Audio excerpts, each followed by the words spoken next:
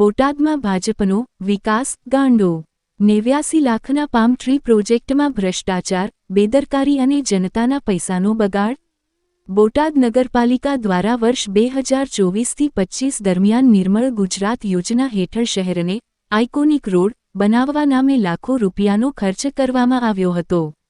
Turkha road, હિફલી road અને ગડ્ડા road ઉપર કુલ 106 દેશી ખજૂરી, પામ ટ્રી વાવવાના કામ માટે 2 અલગ અલગ એજન્સીઓને અંદાજે 89 લાખના ટેન્ડર આપવામાં આવ્યા હતા। પરંતુ આજે મોટાભાગના વૃક્ષો પાણી અને જાળવણીના અભાવે સુકાઈ રહ્યા છે, જેના કારણે પાલિકાની કામગીરી સામે ગંભીર સવાલો ઊભા થયા છે। મળતી માહિતી મુજબ આંધ્રપ્રદેશમાંથી 7,800 રૂપિયાથી 13,500 રૂપિયા સુધીના ખર્ચે લાવવામાં આવેલા પામ ટ્રીને ઉનાળામાં દર 7 દિવસે અને શિયાળામાં 15 દિવસે પાણી આપવું જરૂરી હોય છે। છતાં બોટાદ નગરપાલિકા સમયસર પાણી આપી શકી નથી, જેના કારણે અનેક વૃક્ષો બળી ગયા અને સુકાઈ રહ્યા છે।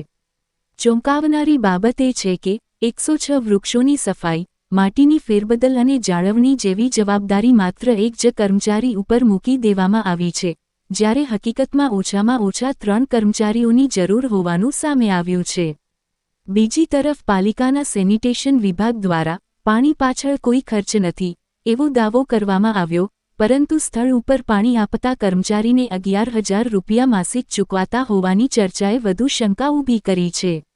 એક તરફ સિદ્ધિવિનાયક કન્સ્ટ્રક્શનને માત્ર ખાડા ખોદી વૃક્ષ રોપવાનું અને 1 માસ જાળવણીનું કામ 17 લાખમાં સોંપાયું હતું, જ્યારે મારુતિ કન્સ્ટ્રક્શનને કાળી માટી, ખાતર, દવા, કુંડા, પેઇન્ટિંગ, લાઇટિંગ સહિતનું કામ 81 લાખમાં આપવામાં આવ્યું હતું।